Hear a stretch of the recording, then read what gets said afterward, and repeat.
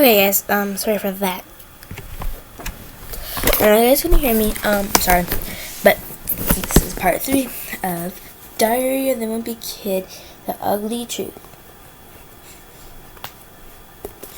Yeah, this is part 3 by Jeff Kennedy. Alright, what page did we leave off on? Here it is. Okay, I'm just gonna read it out loud again.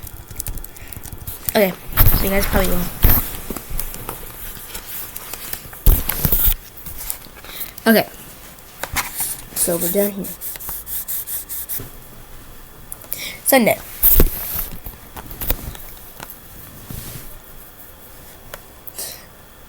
Sunday. Tonight, Mom called house meeting, and whenever she does that, it never means good.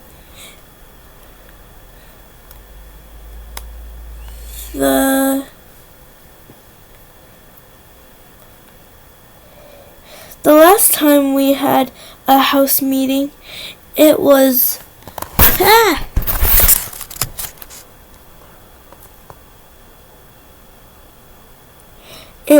so she could complain about the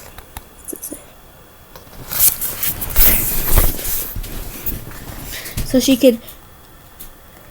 can complain about the situation in the bathroom. She said she was tired of having to clean the floor around the toilet because of lousy aim. We knew exactly what she was talking about too. One time I actually missed the bus because I used the bathroom after Manny. Greg, you're gonna miss the bus. I think I'm stuck to the floor.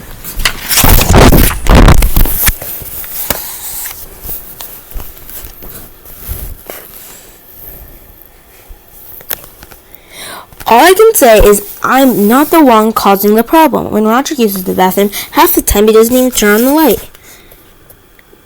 Mom said the new rule is that us boys, we're gonna have to sit down every time we use the bathroom, no matter what. But none of us guys liked that idea. Roger suggested we just buy a couple urinals since there was more of us than there were of her. Plus, that way, more than one single person could go at a time. But Mom said that would be tricky, and she used her Venmo power to shut his idea down. I thought tonight's house meeting was gonna be a follow-up to bathroom meeting, since no one was following the sit-down rule, and things are worse than ever. But the meeting was completely different. Mom told us that she was going back to school, and she was gonna start taking classes a few times a week. Well, I was totally caught off guard by this news. Mom's always there when I get home from school, and that's the way I like it. Here you go, dump. But Mom said that after all these years of staying home with us kids, she needs to do something that stimulates her mind.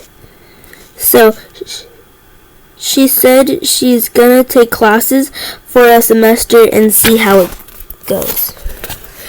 I guess I can understand why Mom would want to branch out, because if I did the kinds of things she does every day, I'd probably going bananas too.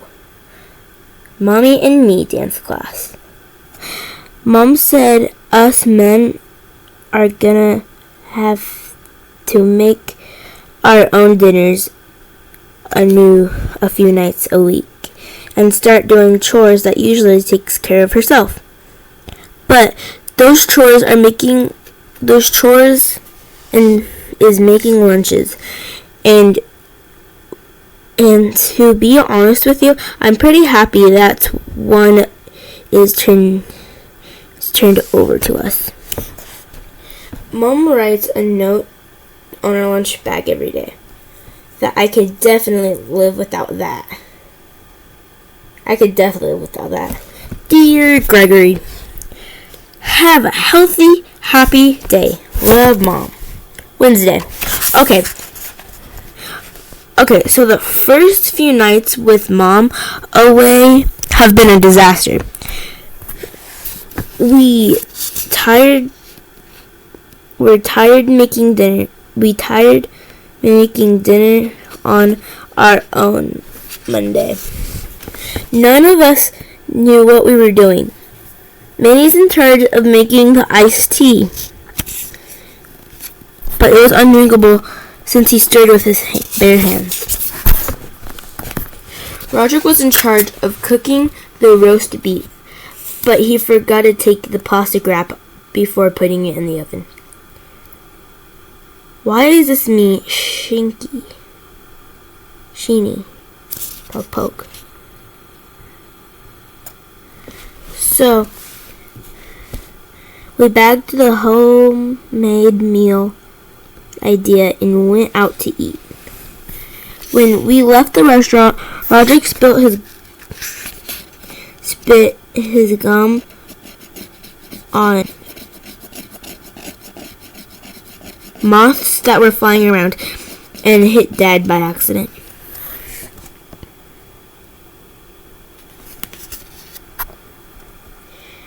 Dad chased Roderick around the parking lot, but Roderick is actually pretty fast, and Dad couldn't catch him when Dad tripped over the curb and twisted his ankle. So Roderick had to drive Dad to the emergency room. When the doctor asked Dad how did he hurt his ankle, Dad said he wasn't looking where he was going and stepped on Manny's tracks in the driveway. I can kind of understand why Dad didn't want to tell the truth. One time I broke my wrist and told everyone I broke it in a fist fight. And I told everyone I broke it in a fist fight. But what really happened was I tried to stand up. My legs fell asleep from sitting on the toilet too long. I liked my vision better. Whoa. So it's been a few days without Mom, and things are really starting to fall apart. I've got serious injuries so far, and who knows what the store down the road. Thursday, we brought back leftovers from the spaghetti barn, and that's what we had for dinner tonight. Dad had to stay late for work, so he called Roderick and told him to warm everyone's spaghetti in the microwave. Roderick gave me my plate first, and when he did, he said, "Careful, it's hot." I blew on the spaghetti for a while to cool down. But what I didn't know was Roderick never actually heated my microwave in the microwave. He just pretended he did. So when I bit into a meatball, it was ice cold. After that experience, I doubt I'll ever be able to eat leftovers again. And the bad lunch thing wasn't working out either. This week, Roderick had in charge of making the lunches. He wrote a note on my bag, just like Mom does. "Dear Greg, make sure to change your diaper after lunch. Love, Mommy." I didn't even bother eating the sandwich, since I'd never seen Roderick wash his hands even once. My chores for a week is laundry. I can't wait until my shift is over.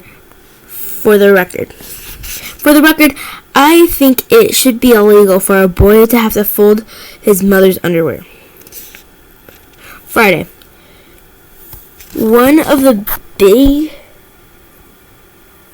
big changes with Mom going to school is now Dad's in charge of helping me with my homework. No offense to Dad, but Mom is way better at homework. help me than he is. When Mom helps me do my homework, she basically gives me all the answers, and I'm in and out in just 10 minutes. The capital of Russia rhymes with Moscow. Moscow? Moscow! But it's a whole different story with Dad. He wants to teach me how to do the work, and that's a lot more time consuming. Plus, it's been a long time since Dad was in school, so I have to sit there and wait while he reads my textbooks and gets caught up.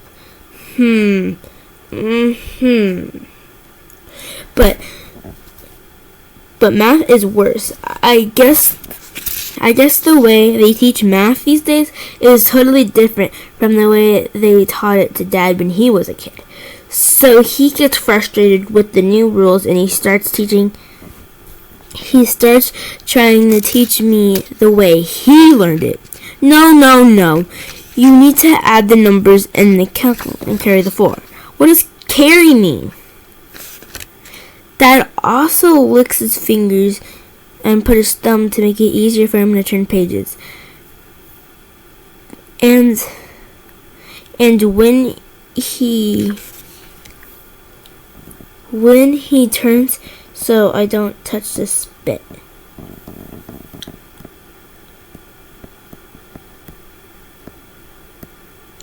But with all those numbers in his head, he doesn't leave a lot of room for math facts. 28, 29, 32, 35, 37.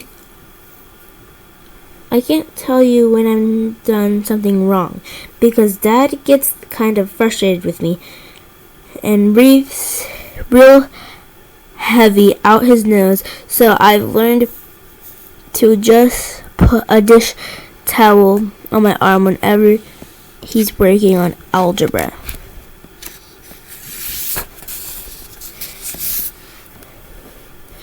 But the time it's over, 2 hours have gone by. It's time for me to go to bed. All I can say is I hope Mom wraps her classes pretty quick, because I'm a person who really needs his TV time at night. Monday. This math thing is becoming a problem. We have standardizing tests coming up at my school. I heard that the teachers won't get their bounds unless we get a good score. So there's a lot of pressure on us kids, which is kind of stinks. To remember back in kindergarten, math used to be really fun. 1 chocolate chip cookie plus another chocolate chip cookie is 2 chocolate chip cookies. Miss McLaurin says that if we don't do well on the test, we'll lose our budget on music class and we'll go into detention or something like that.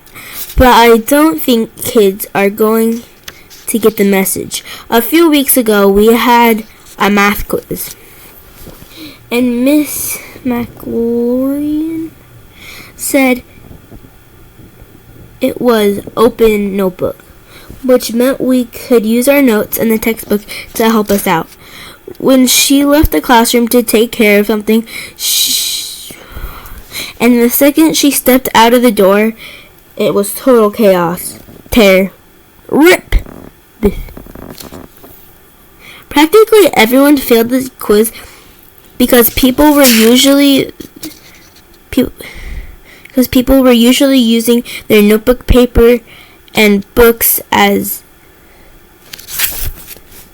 So, based on that episode, you don't think Miss McLaurin had better make any big plans for how it's getting good to spend the bonus.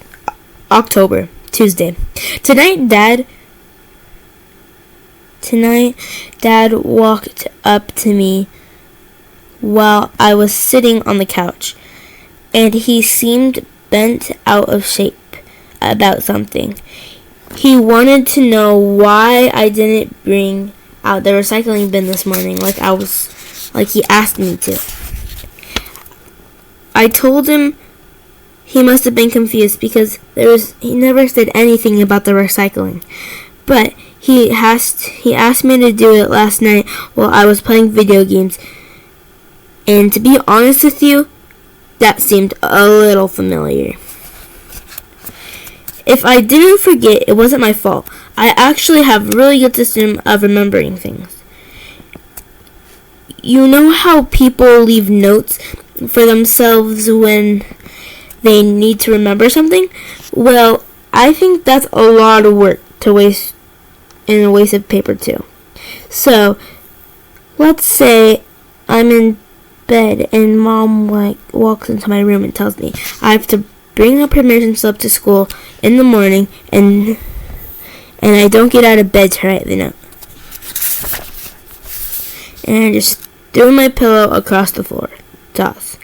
And when I wake up in the morning, I go and walk by the door and see my pillow and think, hey, what's the pillow doing here? When I remember, oh yeah! Then I remember, oh yeah! I have to bring a permission slip to school. See what I mean? It's total foolproof. But that is what I think of. I didn't leave myself a reminder to take out the recycling. And I specifically remember putting my sock on the TV before I went to bed to remind me in the morning. But if Dad did something to mess up my system, he's only got himself to blame. But Dad won't let it go. He said, now that I'm getting older, I need to start being more responsible. I've heard this sort of thing from Dad before. The last few weeks of the summer, our neighbor, Miss Grove, hired me to take care of her plants while she was on a business trip. Well, I did it for the first few days, and then I guess you could say I got busy with other things. When Dad asked me, how are the plants doing? I realized I haven't been over there for at least a week. I went over there to grab Miss Grover's keys so I could water her plants, but the keys weren't in their usual spot. I practically turned our house upside down looking for the keys, and I couldn't find it. It turns out the reason why I couldn't find the keys was because it wasn't our house. She'd left it at Miss Grover's house, and she found it when she got back from her trip. Miss Grove is pretty mad when her key was in the front door. But the way I see it is she should have been happy no one robbed her house. She was mad about her plants too, because unusually most of it I didn't make it. But another plant what does need a lot of water to survive. That way everything would be fine if I lost her key the next time she went out on a business trip. Miss Grove said she wouldn't hire me again when her life depended on it. Even if her life depended on it. When she sent me home without paying, which stinks because I did a lot of time looking for that key. Anyway, I think that episode is still fresh in Dad's mind. And that's why I'm hearing this responsibility thing again. Hopefully, Dad will leave my socks on the television next time around. and things won't get to this point. Thursday. You guys are going to be reading Thursday and then done for this part. I don't know how many parts it's going to take because this is definitely more parts than I wanted to do. But maybe I'll do one more page before. Hold on. 1 second, guys. Okay. I'm going to do, yeah. So I'm almost done. Yeah, I'll stop at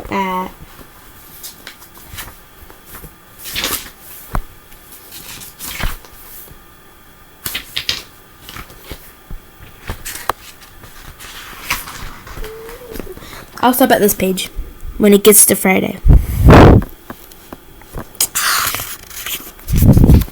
Okay, Thursday. Well, Dad is really serious about me taking on more responsibility. And the first thing he wants me to do is to start waking myself up in the morning. It's actually a real problem because I depend on him to wake me up. Up, hup, hup, hup. Let's go. Clap, clap, clap. It's the way it's been doing it for years. And I really don't need any reason to change things now. Dad said that if I need to learn to wake myself up with an alarm clock, then I'm not gonna know how to do it when I go off to college. But I always figure out that wouldn't be the way for me when I stay in touch. Hello? Hup, hup, hup. Let's go. Yesterday was the first day. I tried to wake myself up, but it didn't work so well. My alarm clock went off and all. But the sound just worked way into my dream. Meep. Cut it out. And the way I didn't get any better is I set my alarm to radio and turned it in classical music station because I didn't want to hear that annoying beep first thing in the morning. But the music didn't wake me up earlier. The problem is, without an actual human being waking me up, my brain is always gonna find some excuse to keep sleeping. But I think I might have figured out how to alarm clock situation. I have found one of those old style wind up clocks in the storage room today. And those clocks make a huge racket when they go off.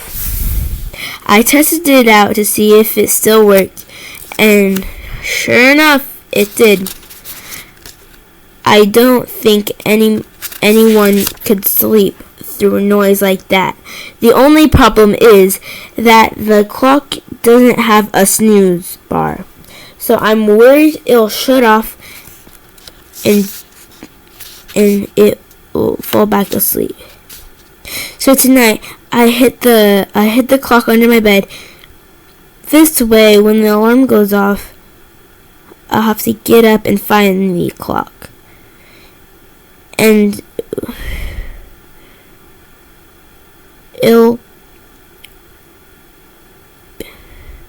I'll be up for the day. Friday. It turns out the new alarm clock causes some new problems. With the wind-up clock ticking under my bed, I felt like I was sleeping on top of a bomb that was about to go off. It was stressing me and keeping me awake half the night. I sleepwalked through my day at school, which was fine until we had an assembly. We were lined up in the auditorium, and I was leaned against the wall. I must have fallen asleep for half a second because my hand slipped and I actually set off the fire alarm. The whole school had to evacuate, and 3 minutes later, there were a bunch of fire trucks out front. After they found out there was no fire, they let everyone back into the school. The principal got on the loudspeaker and said, "Whoever set off the alarm is going to be suspended."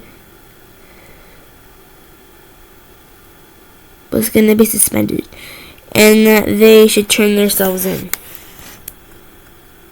I didn't know much, but what I did know is that you shouldn't announce what punishment you're going to do before you ask people to turn themselves in. So I decided it would be smart to keep quiet and let this all blow over. After third period, a rumor started going around the school that the fire alarms were out of invisible liquid when you pull the handle, and that the teachers have a special X-ray wand they could use to see if there was liquid on somebody's hand. So it was only a matter of time before they found the culprit. When everyone started wondering if the teachers who started the rumor was just a trick to see which kid would go to the bathroom first to wash their hands. So that got everyone really paranoid. Then no one would go to the bathroom, and everyone who actually needed to decide to hold it until the end of the day. Tap, tap, tap.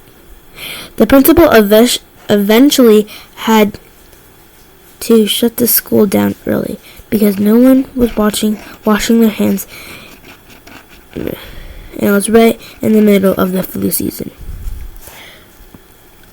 Mom was off at the library studying, so I had to call Dad at work to ask him to come pick me up from school early. And he didn't seem too happy about it. But if he didn't make me wake up myself too, none of this would have happened. Okay, guys. I read a little bit more, but that's okay. I wanted to read more.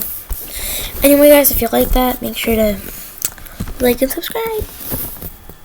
Anyway, that's all for right now. Yeah. Stay tuned for part 4. Guys, it's gonna be a good one. Remember, this was part 3. Oh, I forgot to tell you what page we are on. I actually like this story. I've never read this story. I've actually never read that. I mean, I read the first and the second book, but I've never read the third, fourth, fifth, any of them. Yeah, I don't know. It's pretty good, though. Okay, right. Pretty good book, though. Okay, so we're on 83.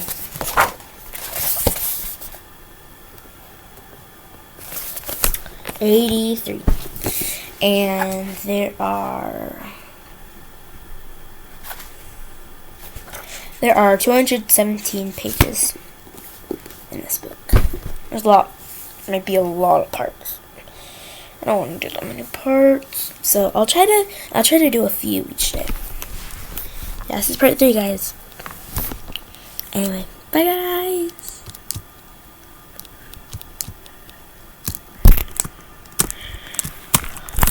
Oh my gosh.